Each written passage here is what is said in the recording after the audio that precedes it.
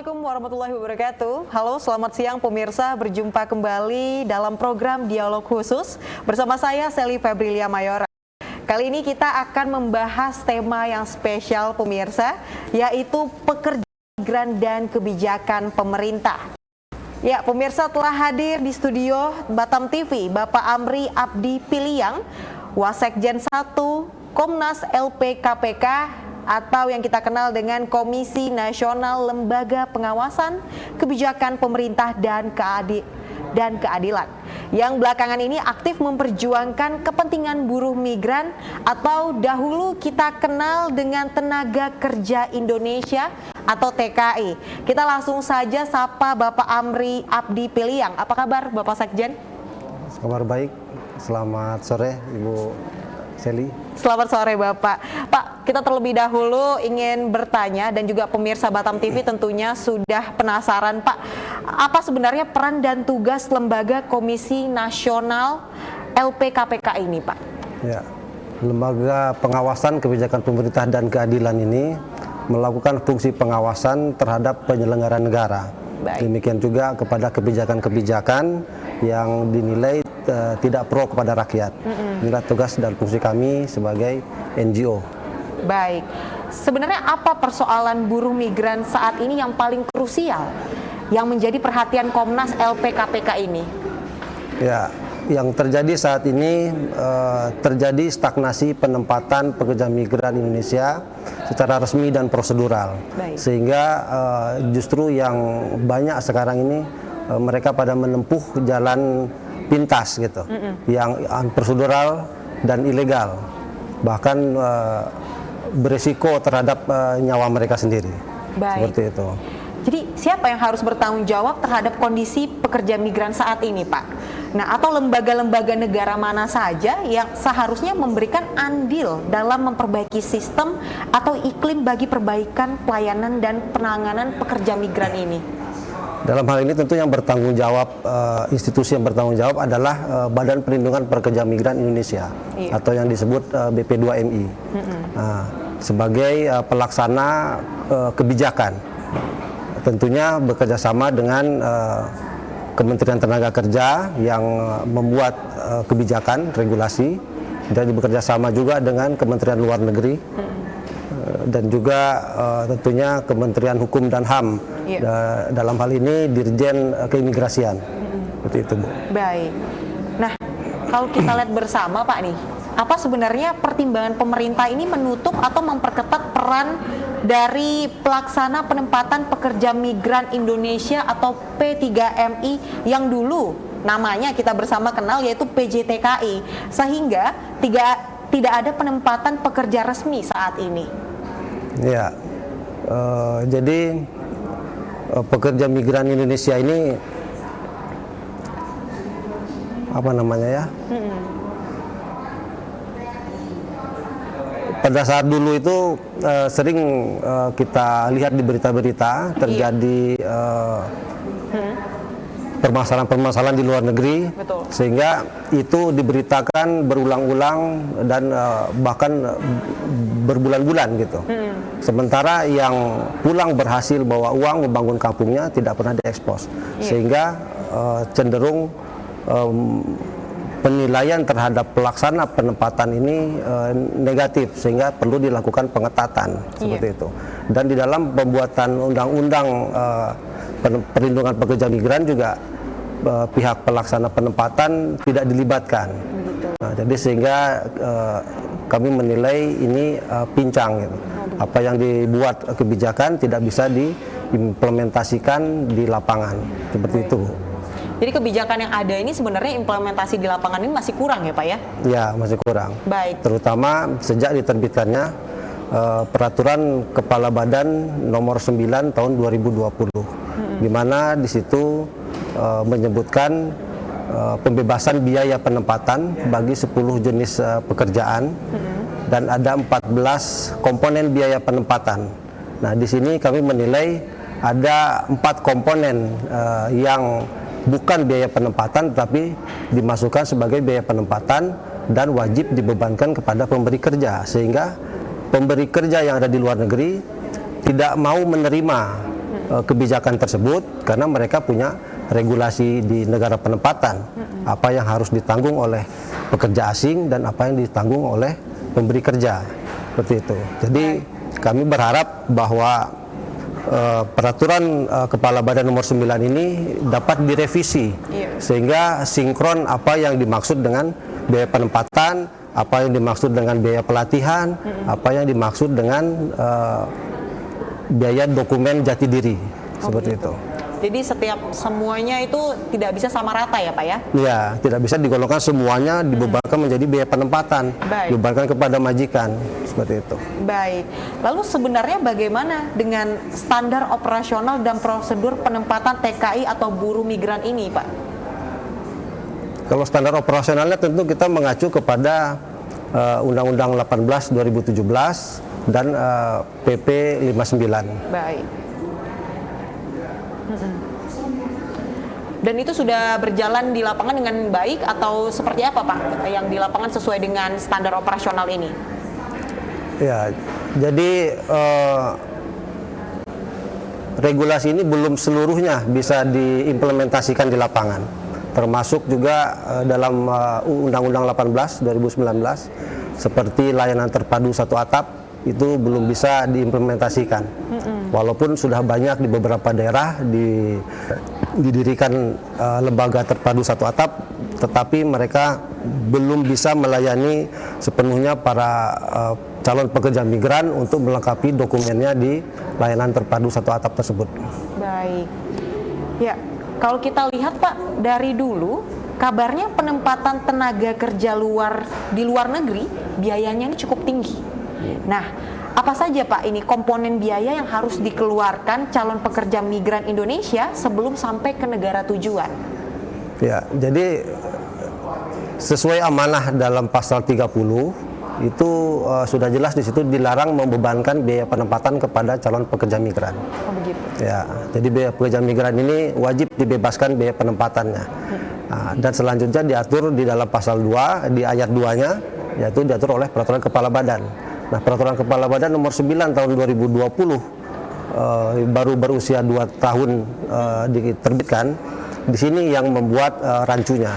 Tadi yang 14 komponen biaya tadi keseluruhannya dimasukkan sebagai item biaya penempatan.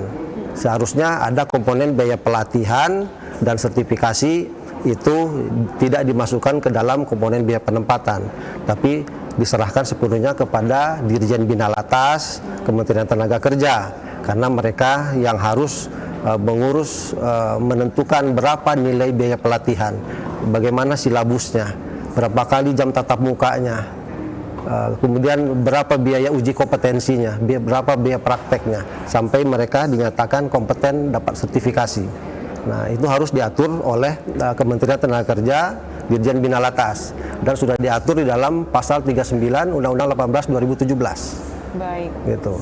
Jadi idealnya ini seperti apa nih Pak? Menurut Komnas LPKPK tentang prosedur penempatan PNI ini idealnya seperti apa Pak?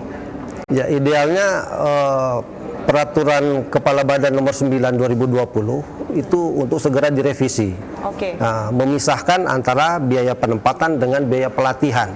Karena itu sudah diatur oleh pasal 39, kewenangannya kementerian, jadi tidak boleh dicaplok oleh BP2MI gitu loh.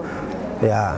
Dan selanjutnya setelah dibuat regulasi dari Kementerian Tenaga Kerja, barulah diturunkan kepada dinas Pemda provinsi dan kabupaten kota, tentu yang membidangi ketenagakerjaan ya dinas tenaga kerja kabupaten kota dan provinsi. Baik Pak, ini semakin menarik perbincangan kita. Tentunya ini sudah banyak juga yang ngehubungin Batam TV di seluruh sosial medianya, terutama yang nonton di rumah Pak, karena di sini juga banyak terutama ya para pekerja migran kita yang menyaksikan ini, dan semakin menarik perbincangan kita. Jadi pemirsa jangan kemana-mana, karena setelah jeda berikut ini kami akan kembali, tetap bersama kami dalam Dialog Khusus.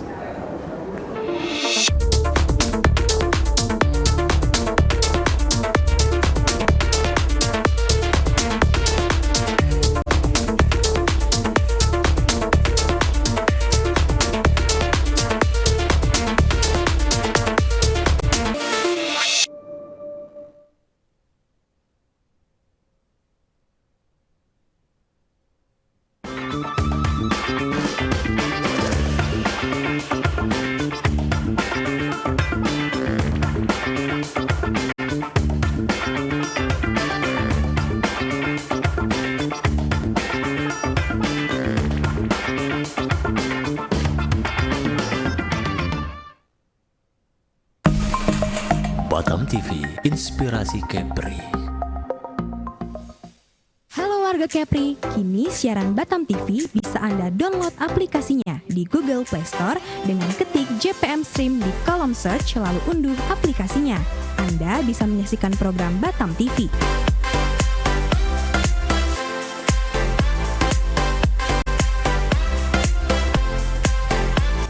Jadi tunggu apa lagi? Semua informasi Kepri, kapan saja, di mana saja, ada di genggaman tangan Anda.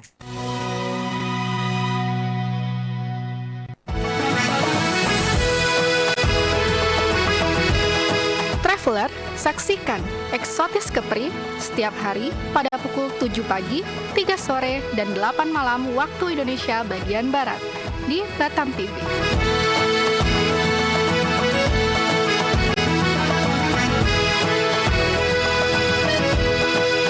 Nikmati keindahan destinasi wisata di Provinsi Kepri. Wisata ke Kepri aja, aman!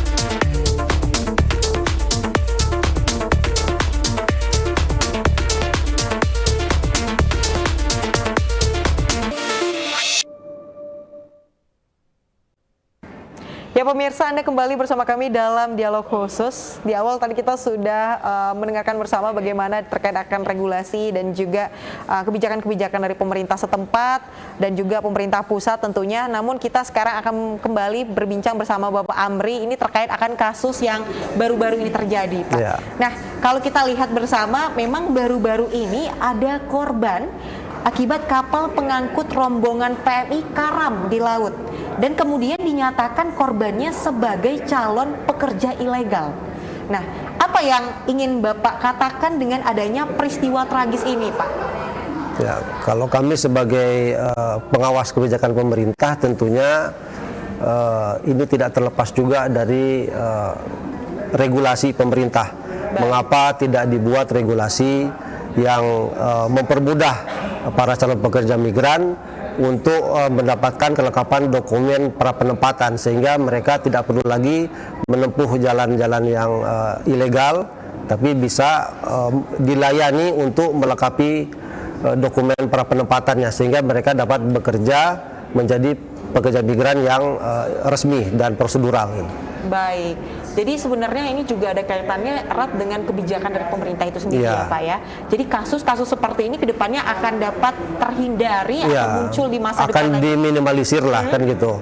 Mungkin ada juga beberapa pekerja migran yang dulunya pernah bekerja ke Malaysia, tetapi dia pernah mengalami melanggar undang-undang keimigrasian di negara penempatan sehingga mereka harus dideportasi dan akhirnya di blacklist sehingga tidak bisa masuk lagi lewat depan, lewat jalur yang resmi sehingga mereka mengambil jalur lewat belakang seperti itu. Oke, jadi sebenarnya salah satu faktor penyebab dari pekerja imigran kita mengambil jalur ilegal ini karena kebijakan yang agak berbelit-belit prosesnya ya Pak ya. Betul. Dan diharapkan dengan adanya nantinya masukan tentunya hal ini untuk pemerintah, ini semakin mempermudah pekerja migran kita ya Pak ya.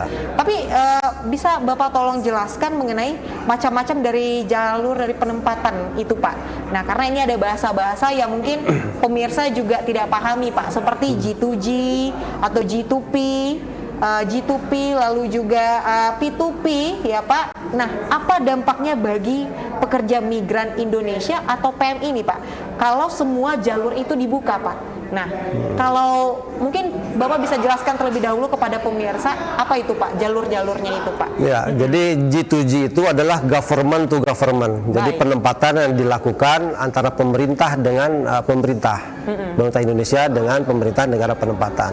G2P adalah government to people. Jadi terhadap pengguna perseorangan. Demikian juga P2P itu antara pihak swasta dengan swasta yang ada di negara penempatan. Baik. Pemagangan itu biasanya khusus di Jepang. Oke. Itu dengan visa pemagangan. Seperti itu. Dan jalur yang dibuka saat ini jalur apa aja, Pak? Sebenarnya negara penempatan telah membuka jalur untuk pekerja asing ke negaranya. Cuman regulasi di Indonesia saat ini dengan kebijakan tadi peraturan Kepala Badan nomor 9 2020 itu yang belum bisa diterima oleh pihak negara penempatan. Contohnya ke Taiwan. Di Taiwan itu mereka meminta cost structure. Oke. Ya, cost structure biaya penempatan itu berapa? Berapa yang harus dibebankan kepada majikan? Tapi sampai saat ini dari pihak Badan Perlindungan Pekerja Migran Indonesia belum juga mengeluarkan cost structure untuk negara penempatan Taiwan. Sehingga terjadi stagnasi penempatan ke Taiwan, demikian juga di Hong Kong. Akhirnya mereka berusaha mencari jalan pintas mana yang bisa dilalui. Ya, sekarang ini mungkin unprocedural kepada pihak Malaysia. Baik. Gitu. Jadi apa menurut Bapak dampaknya? Apakah ini positif atau negatif jika semua jalur itu sudah kita buka, Pak? Baik itu G2G, G2P maupun juga P2P. Nah, ini, Pak. Kalau dibuka tentunya akan menambah devisa negara ya. Baik. Kalau biasanya Taiwan itu lebih kurang antara 8.000 sampai 10.000 per bulannya. Kalau mereka gajinya rata-rata 9 juta sampai 10 juta per bulan, dikalikan 10.000 per bulan PMI kita berangkat ke Taiwan, berarti devisa kita masuk ke Indonesia itu 100 miliar untuk negara Taiwan saja. Belum lagi Hong Kong, belum lagi Singapura, belum lagi Taiwan dan Timur Tengah serta negara-negara Eropa lainnya gitu. Baik, berarti akan banyak devisa negara yang akan kita terima, tentunya ini juga bisa meningkatkan perekonomian kita kembali bangkit gitu ya, Pak ya. Justru sesuai dengan perintah Bapak Presiden Pak Jokowi, sebaiknya penempatan itu dibuka seluas-luasnya demi percepatan pemulihan ekonomi nasional. Dan ini tidak dilakukan oleh Kepala Badan Perlindungan Pekerja Migran Indonesia. Justru malah terjadi stagnasi. Berarti ini Kepala Badan Perlindungan Pekerja Migran ini melakukan pembangkangan terhadap perintah Presiden. Dan ini saya harap Bapak Presiden dapat mengevaluasi kinerja pembantunya ini, Baik. Bapak Benny Ramdhani, seperti itu. Menurut Bapak, stagnasi ini terjadi karena adanya regulasi pemerintah yang belum jelas atau terkait akan dari kebijakan dari pemerintah itu sendiri, atau mungkin kesiapan dari Indonesia ini sendiri yang belum siap untuk membuka seluruh jalur itu, Pak? Sebelumnya berjalan seperti biasa, tetapi sejak diterbitkannya Peraturan Kepala Badan nomor 9 tahun 2020 yang menyebutkan seluruh komponen biaya, 14 komponen biaya tersebut harus ditanggung oleh pemberi kerja, maka di situ pihak pemberi kerja negara penempatan tidak bisa meleges visa kerja sebelum adanya cost structure yang diterbitkan oleh Badan Perlindungan Pekerja Migran. Jadi mereka ingin tahu jika harus ditanggung oleh pemberi kerja, komponen apa saja dan berapa nilainya. Itulah yang dibutuhkan cost structure. Sampai saat ini Badan Perlindungan Pekerja Migran belum mengeluarkan cost structure. Padahal sejak launching keputusan Kepala Badan nomor 72 itu Ibu Menteri sudah menyampaikan kepada Kepala Badan agar segera menerbitkan cost structure secepatnya. Namun yang ditunggu-tunggu cost structure Taiwan, Hong Kong dan Singapura belum juga dibuat. Justru cost structure Malaysia yang belum rampung MOU-nya dengan Indonesia, dia sudah menerbitkan duluan cost structure-nya. Padahal sudah zero cost untuk Malaysia ini, tidak sudah ditanggung sepenuhnya oleh negara penempatan gitu. Tidak ada lagi biaya dibebankan 1 sen pun kepada PMI-nya. Itu sebenarnya yang sudah bebas biaya penempatan, tidak perlu lagi diatur cost structure-nya. Justru yang harus dibuat adalah negara Taiwan. Jadi supaya jelas mana untuk yang ditanggung oleh pemberi kerja, mana yang harus ditanggung oleh para pekerja migran Indonesia, sehingga dapat disepakati kedua belah pihak dan dapat dilaksanakan. Jadi sampai saat ini karena kebijakan BP2MI, pihak negara Taiwan tidak mau mengeluarkan visa kerja sebelum ada cost structure dari pemerintah Indonesia. Baik, begitu. Karena tadi disinggung mengenai BP2MI. Nah, sebenarnya ini apa nih Pak? Tugas dari unit pelaksana teknis dari BP2MI ini. Dan ini supaya pemirsa juga pada mengetahui bersama ya pemirsa, dan juga tugas dari Dinas Tenaga Kerja Kota dan Provinsi ini seperti apa sebenarnya Pak? Ya, ini sebenarnya harus menjawab ini yang bersangkutan gitu ya. Iya. Tapi sesuai amanah undang-undang, BP2MI ini, UPT BP2MI adalah kepanjangan tangan dari Badan Perlindungan Pekerja Migran Indonesia yang berada di tingkat provinsi. Iya. Nah, di tingkat kabupaten kotanya adalah P4TKI. P4. Ya. Dan fungsinya itu sudah ada di dalam undang-undang bahwa dia memberikan perlindungan, merekomendasikan untuk pencabutan SIP PMI, surat izin perekrutan, dan mengurus permasalahan PMI, termasuk yang PMI yang bermasalah sampai dikembalikan ke kampung halamannya. Dan peran daripada Dinas Tenaga Kerja itu untuk menyampaikan peluang-peluang kerja apa saja yang ada di luar negeri terhadap masyarakat, mensosialisasikan bahwa ini ada lowongan kerja ke luar negeri. Itulah tugas daripada Dinas Tenaga Kerja baik provinsi maupun kabupaten kota, dan mereka melakukan verifikasi data kependudukan untuk dapat menjadi salah satu syarat sebagai calon pekerja migran Indonesia. Baik. Pak Amri tadi karena sebelumnya disinggung mengenai Malaysia Pak. Ya. Nah ini menarik sekali. Boleh saya tanya nih Pak. Nah kenapa buruh kerja sawit di Malaysia itu dibayar 6 juta rupiah sampai 12 juta rupiah sebulan. Padahal di Indonesia ini banyak juga sawitnya. Kok upahnya malah lebih rendah gitu ya Pak ya? Apa argumen Bapak terkait hal ini? Ya, mungkin kalau menurut kami di Malaysia itu standarnya upah minimumnya itu dihitung dengan nilai tukar ringgit. Baik. Kemudian dalam kerja di situ ada sistem borongan juga, sehingga mereka dalam panen itu makin banyak mereka menghasilkan petik buah sawit, makin besar pula penghasilan yang dia dapatkan. Mungkin berbeda dengan di Indonesia, tentu berdasarkan upah minimum yang ada di daerah tersebut. Yeah. Jadi kalau misalnya sawitnya di Riau, tentu mengikuti upah minimum provinsi yang ada di Riau gitu. Baik, berarti ini ada kaitannya juga dengan UMR setempat ya Pak ya, Ya. dan juga ini juga perbandingan nilai tukar dari rupiah itu sendiri, Ya. begitu. Dan tapi menurut Bapak itu sudah adil ya Pak ya?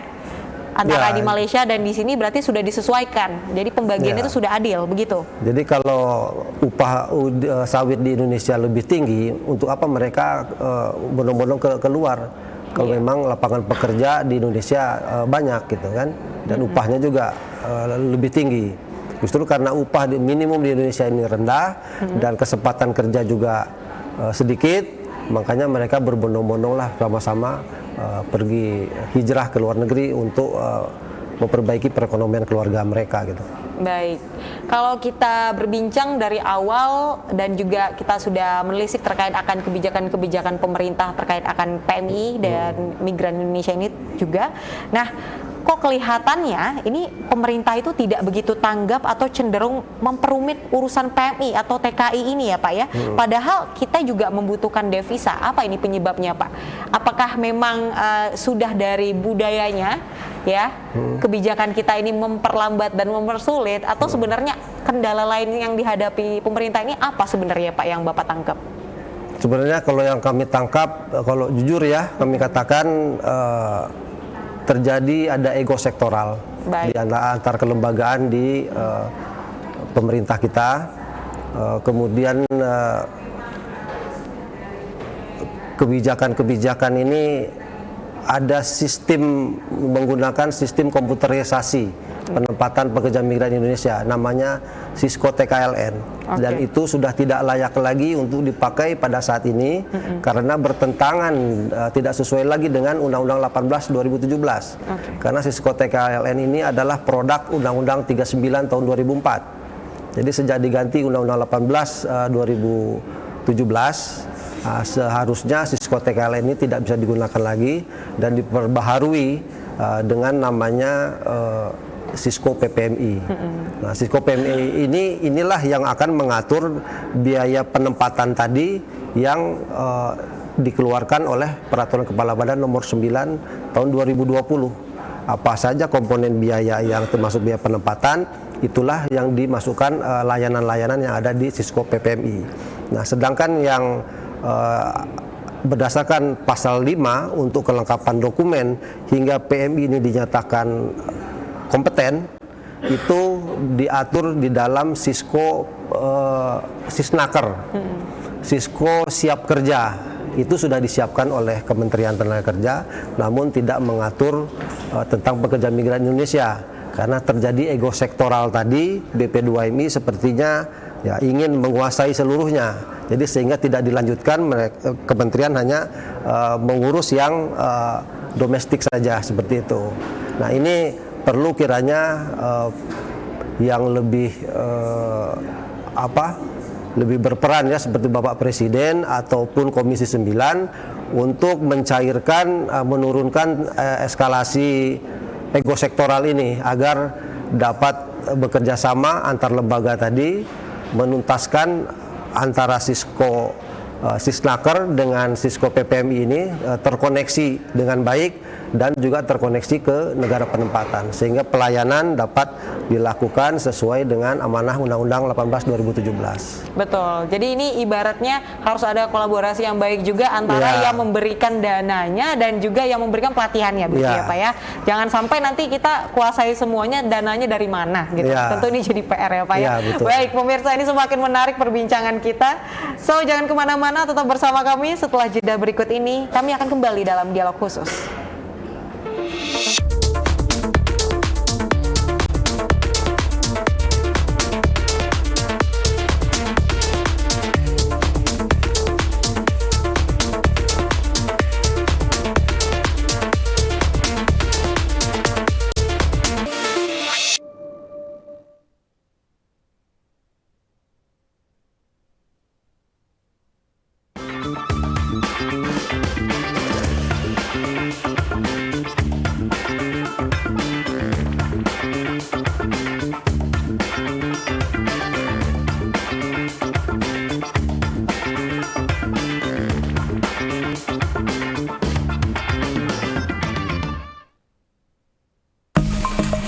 Batam TV, inspirasi Kepri. Halo warga Kepri, kini siaran Batam TV bisa Anda download aplikasinya di Google Play Store dengan ketik JPM Stream di kolom search lalu unduh aplikasinya. Anda bisa menyaksikan program Batam TV.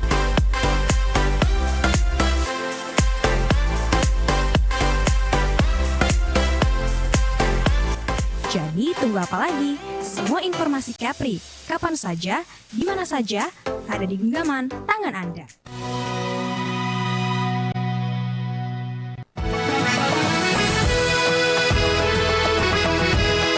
Traveler, saksikan Eksotis Kepri setiap hari pada pukul 7 pagi, 3 sore, dan 8 malam waktu Indonesia bagian Barat di Batam TV.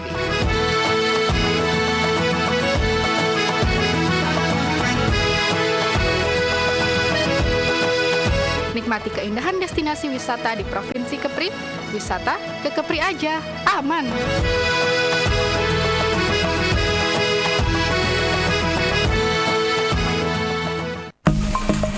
Batam TV, inspirasi Kepri. Halo warga Kepri, kini siaran Batam TV bisa Anda download aplikasinya di Google Play Store dengan ketik JPM Stream di kolom search lalu unduh aplikasinya. Anda bisa menyaksikan program Batam TV.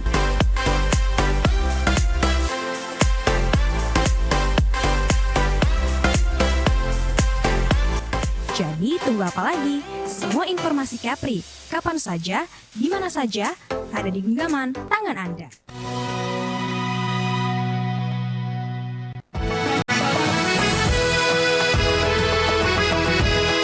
Traveler, saksikan Eksotis Kepri setiap hari pada pukul 7 pagi, 3 sore, dan 8 malam waktu Indonesia bagian Barat di Batam TV.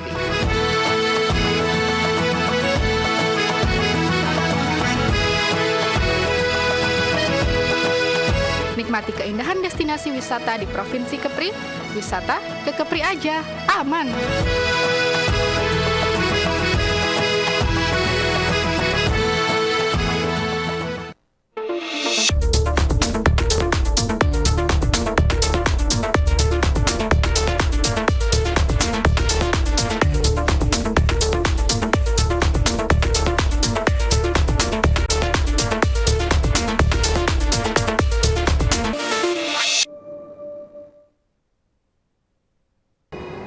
Ya pemirsa, Anda kembali bersama kami dalam dialog khusus. Wah, luar biasa Pak Amri, ini sudah banyak DM yang masuk melalui layanan sosial media kita di berbagai platform ya. Ini sudah banyak juga nih sepertinya rekan-rekan dari pekerja migran kita ya, terutama di Kota Batam dan sekitarnya ini ramai sekali. Ini terbukti bahwa banyak dukungan juga yang masuk untuk kita ya Pak ya.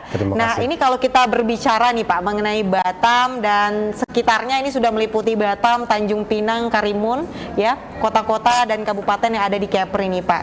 Kalau kita lihat Pak Amri, Batam, Tanjung Pinang dan Karimun ini memang memiliki akses langsung sebagai daerah transit PMI ke Malaysia dan Singapura. Nah, apa dampak positif bagi daerah bila penempatan PMI ini berjalan dengan baik? Ya, tentunya dampaknya akan menambah PAD juga di daerah Provinsi Kepulauan Riau ya. Jadi dengan adanya lembaga layanan terpadu satu atap yang sudah didirikan oleh pemerintah Kota Batam, di Kota Batam seharusnya dapat melayani para pekerja migran Indonesia yang berasal dari luar Pulau Batam. Namun di dalam layanan terpadu satu atap ini, mereka tidak bisa dilayani apabila tidak memiliki KTP Batam.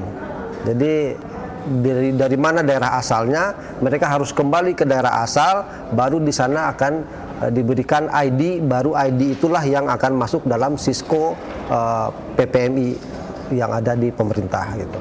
Baik, lalu kaitannya dengan regulasi di pemerintah daerah setempat saat ini untuk pekerja migran kita bagaimana Pak? Apakah sudah baik atau mungkin ada beberapa hal yang perlu dibenahi kira-kira? Ya, dari pemerintah daerah Kota Batam maupun provinsi itu hanya bisa melayani para pekerja migran Indonesia yang berasal dari ber-KTP Batam. Jadi apakah ini menjadi penghambat untuk kita atau justru ini bisa mendukung para warga lokal juga Pak gitu? Karena kan mendukung warga yang ber-KTP, tapi di satu sisi warga Batam mayoritas juga tidak hanya semuanya dari Batam. Ya, jadi kita harus tahu letak geografis Kota Batam ini sebagai daerah transit, bukan daerah rekrut. Jadi daerah rekrut PMI itu mayoritas Pulau Jawa dan NTB gitu. Nah, ini yang perlu dilakukan kebijakan yang berbeda. Tidak bisa daerah perbatasan ini disamakan kebijakannya dengan daerah-daerah rekrut. Gitu. Nah, sehingga mereka yang sudah sampai atau kan katakanlah domba-domba yang sesat gitu, yang tersesat di sini bisa dilegalkan sehingga mereka masuk secara resmi. Baik. Dan itu kebijakannya diatur oleh pemerintah daerah setempat ya Pak ya, bukan dari pusat regulasinya begitu? Regulasinya diatur oleh pusat. Ya, jadi PMI ini kebijakan diatur oleh pemerintah pusat yaitu Kementerian Tenaga Kerja. Jadi sifatnya nasional.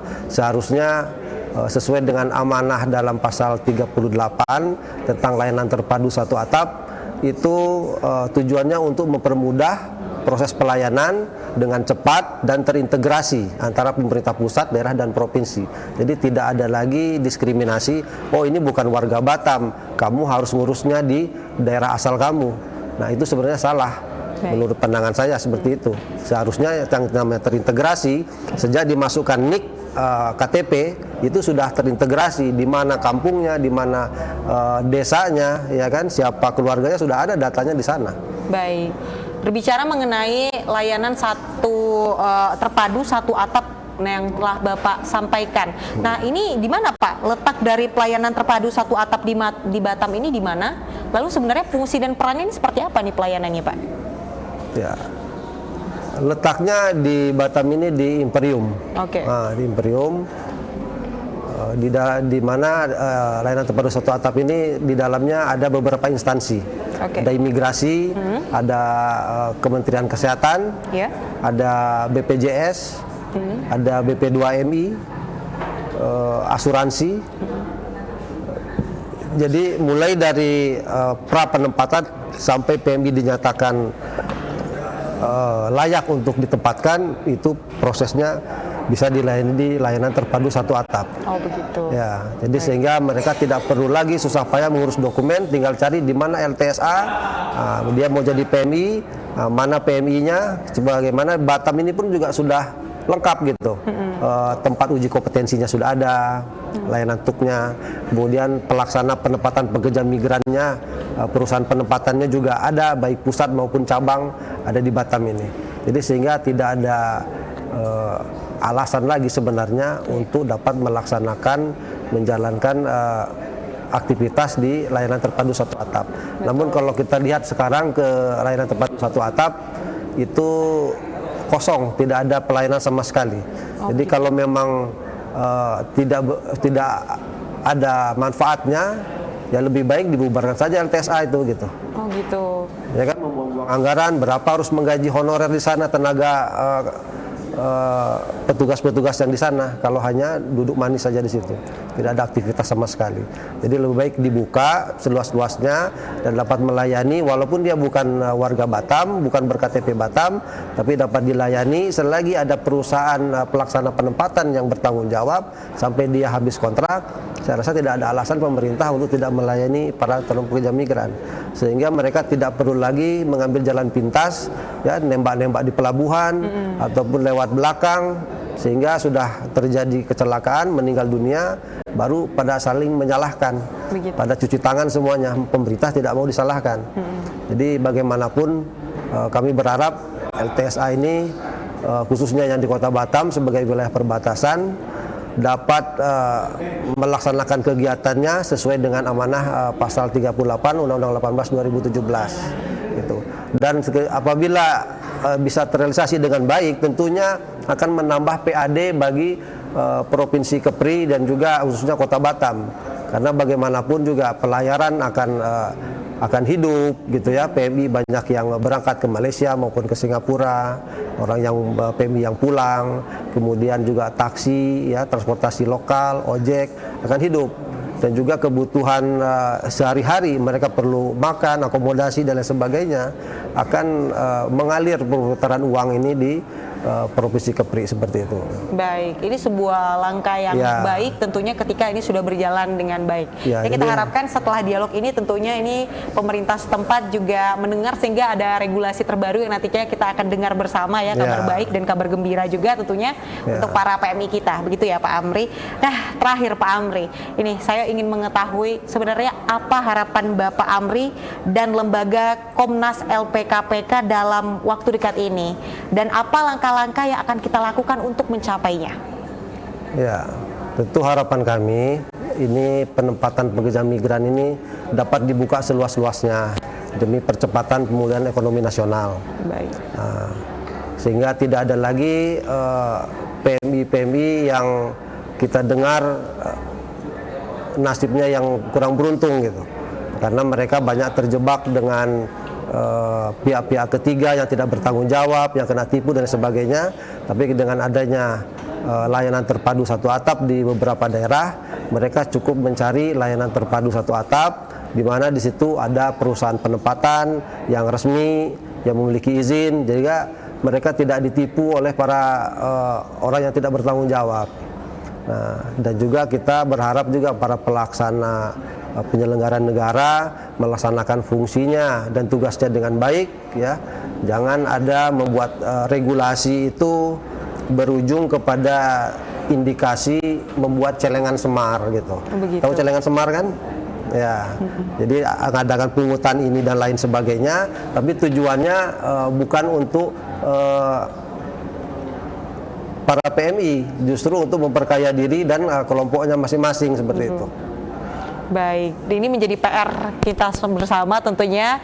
Masyarakat juga harus terus mengontrol regulasi dari pemerintah ini, terutama yang berkepentingan di sini ya Pak ya.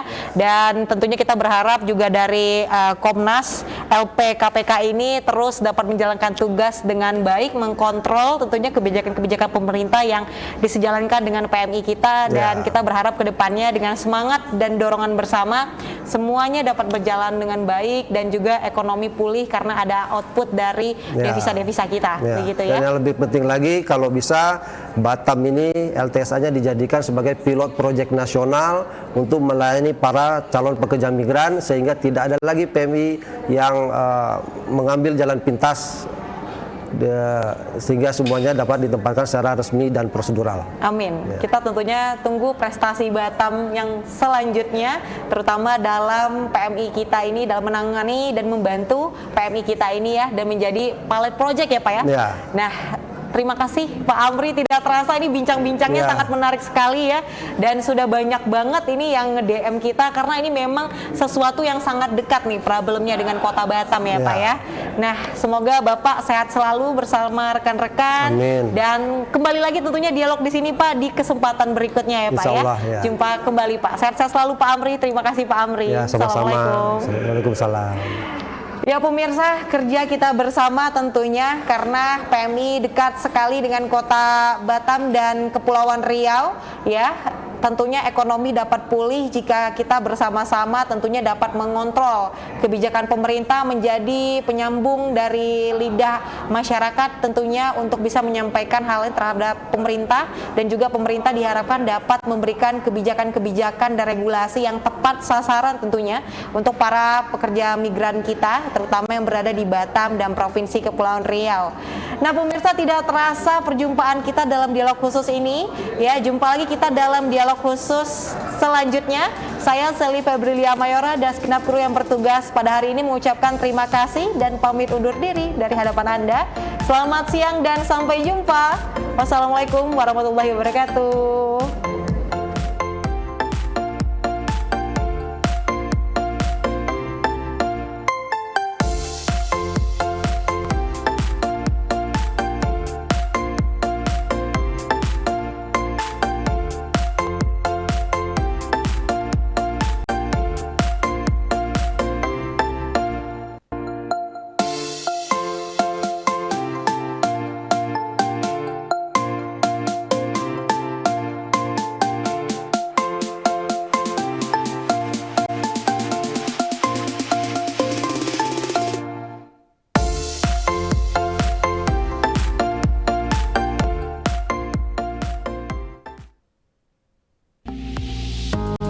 Batam TV, inspirasi Kepri.